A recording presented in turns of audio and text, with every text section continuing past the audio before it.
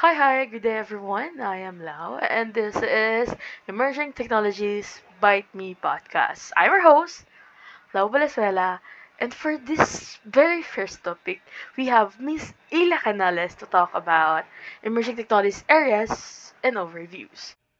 Hi. But first, let's talk about areas. So, Ila, what is emerging technologies areas? Emerging technologies area are the fields of innovation that are still developing but have the potential to radically transform the way we live, work, and interact with the world. Hindi lang siya improvements for the existing tools na meron na tayo ngayon, pero super game changer siya since it will cater speed and efficiency. These techs or technologies are still in their early stages, but they're growing fast, and the impact massive. I see. Do you have any examples about emerging technologies? Yes, I have actually five examples here for this emerging technologies. First is the artificial intelligence, or famously known as AI. It's just not for chatbots, but AI is now generating art, helping doctors with diagnosis and even writing code. So you name it, and AI will provide.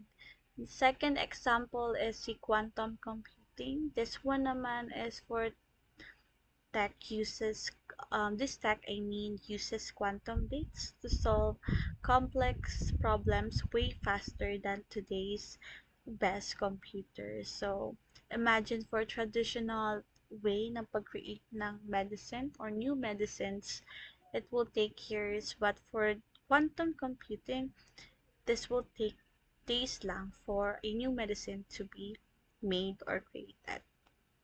Third example is the biotechnology. This one naman is for more on health siya. Think of CRISPR gene editing na nag-aalaw siya for scientists to edit genes, lab-grown organs, brain-computer interfaces, and also they could let people control prosthetics or even computer just by thinking. So scary, pero interesting. Fourth example is si green tech. Ito ay parang solar panels that change or charges in low light and nagwo-work din siya even in cloudy days. Or carbon capture system that reduce pollution. So it could give us nearly limitless clean power forever. Last example that I have here is the extended reality or say XR. AR and VR are no longer just for game. They can be used in classrooms, operating rooms, and remote workspaces. So for AR, pwede tayong mag-add ng filter in IT, locate nearest resto around us, and pwede din natin makita yung ratings and many more sa AR. And VR, on the other hand, will let you experience event without actually being there, like concert, training for firefighters and surgeries.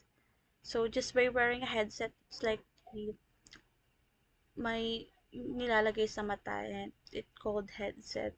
We can experience everything just by wearing that tool. So, 'di ba, sobrang cool ng this emerging technologies. In today's world, it is very versatile. And I'm very happy that technology has been blooming to its fullest. But again, technology still has its time to be more in the developing side. So, madami pang mga bagay na kailangan pang i-develop. Kahit sabihin natin, nandito na ako, pero malayo pa. And of course, as a tradition, we're going to have a little game of Would You Rather. And of course, it's on theme.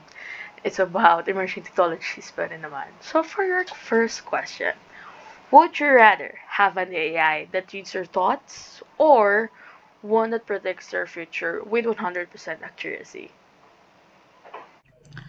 Siguro for this one, I'd rather have an AI that predicts my future with 100% accuracy because knowing the future could help me make better choices, and since nag-worry naman ako sa future ko, so why not know it, 'di ba? And yung thought reading AI kasi parang nako-compromise niya yung privacy ko and personal freedom, although powerful siya. Next. And for your second question, would you rather get a chip implanted that lets you control devices using your mind or be be one of the first people to live in completely virtual reality world? Siguro for this one, I choose chip implant to control device in my mind. It sounds more practical and grounded in reality kasi living fully living in a fully virtual world could feel isolating and disconnected from a real human experience. So, yung chip could enhance my daily life without losing touch with the physical world. So, I'd rather have chip implant. Although masakit siya. Sure.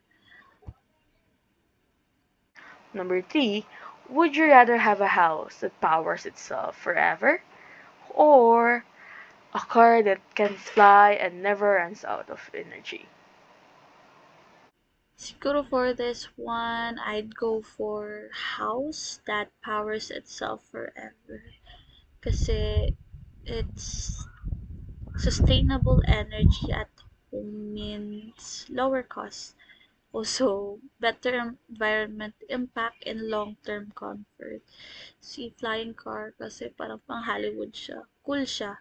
But most of life happens at home. So, a self-powered house would have a bigger impact. Ang hirap ng mga choices, pero that's what make this feature so fascinating, but a little scary. But as I said, uh, emerging technology still has time to develop itself, and it can be scary at times. So why is it scary?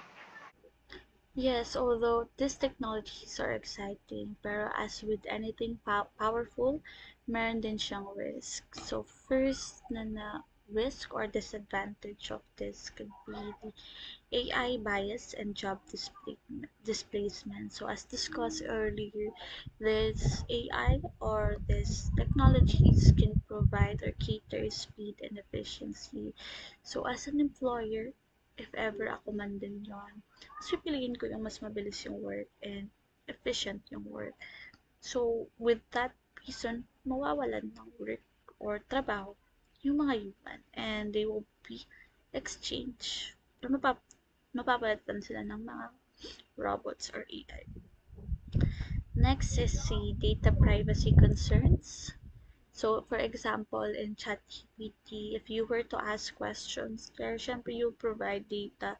So, that ChatGPT can provide the answers that you want. So, you can upload documents there and somehow personal information. And those information will be stored sa any ChatGPT. So, that's where data privacy concern happen or nag-occur kasi they will have the information and access with those kung baga if ever secure or mga private information. So may access na sila nun. So next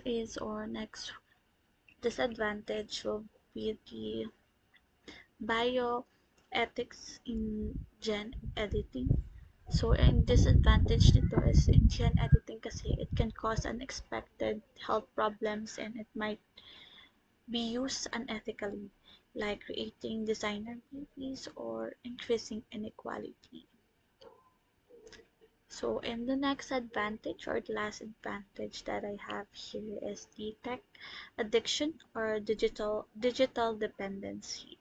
So, too much use of technology can harm your mental and physical health. Kasi parang tinatamad ka, gusto mo lang mag-cellphone.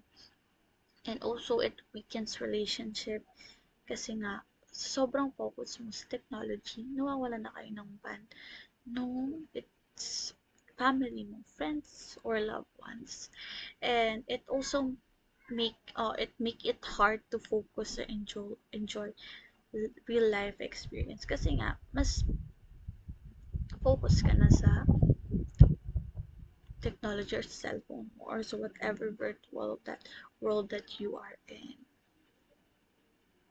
So yun lang for the disadvantages. How do we use it responsibly? We use innovation responsibly by thinking about its effects, not just on ourselves, but on others and on future generations. So, what does that mean?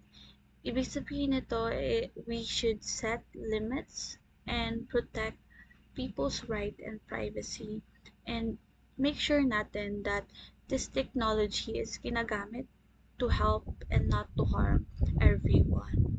So in short, it's about balancing progress with ethics and make sure that just because we can do something doesn't mean we should. Hmm. Yes. It's a very scary in a way of everything we do now is online. Or technology keeps evolving as human beings are evolving as well. Some of our things that we used to do is AI based na. Minsan iba naman is biometrics, yung mga bagay na hindi natin ginagawa before is grabe na yung pag-evolve ng AI. It can be little scary, yeah. Because in today's world, we rely so much in technologies, into AI, and sometimes it is very, very, very, very scary because some of these companies who are trying to study more about AI uses our data to make their AI better. So I think, in my opinion, it is very scary, especially now that madaming mga companies na startup na gusto mag-develop ng sarili nilang AI to, to give service. But at the same time, it is scary because it's stealing from those innocent people for their data para maging better yung AI nila. And that's it. I hope you guys understand more about emerging technologies areas. I am Lau Venezuela, and we thank you for listening. Until next time, stay curious and stay ahead. Goodbye!